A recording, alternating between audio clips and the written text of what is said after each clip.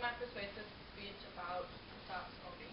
1,000 Americans stop smoking every day because they're dying. The author who came up with that quote is unknown. They're making a definite point by saying smoking is a major problem.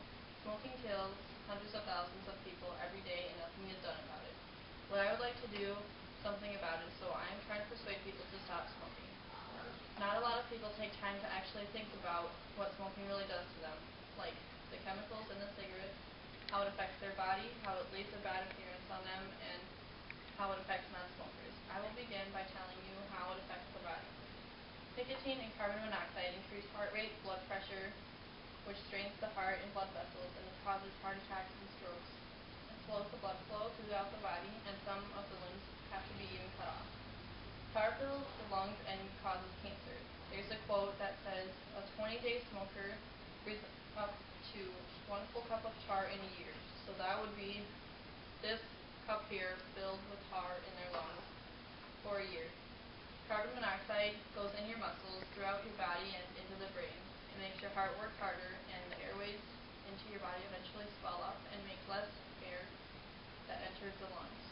When there is a pregnant woman who is smoking, this increases the risk of the low birth weight, prematurity, abortion, parental mortality, fatal tobacco syndrome.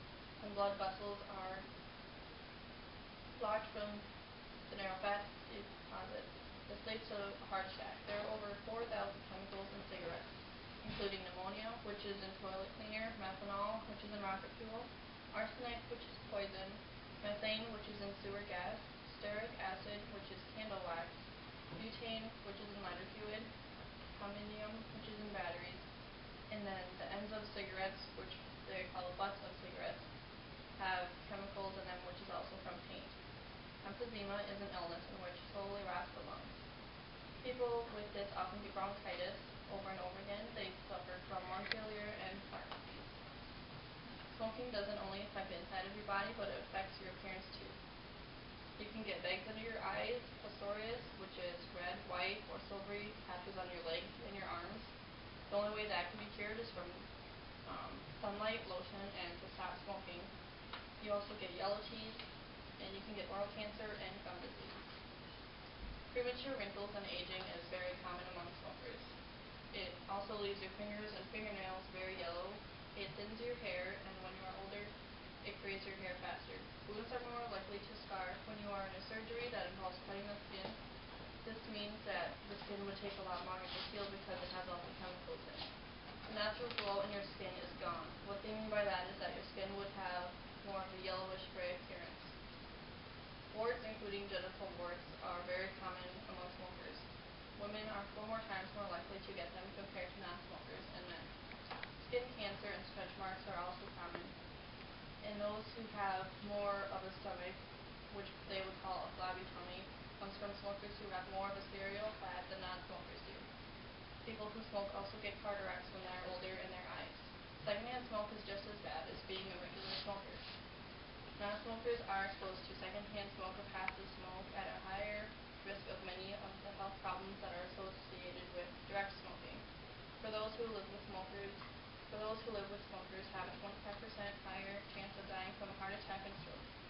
Secondhand smoke is even more dangerous for children and babies because they are new to the environment and their bodies are more sensitive to the air. They are more likely to have SIDS, which is sudden infant death syndrome, bronchitis, ear infections, and pneumonia.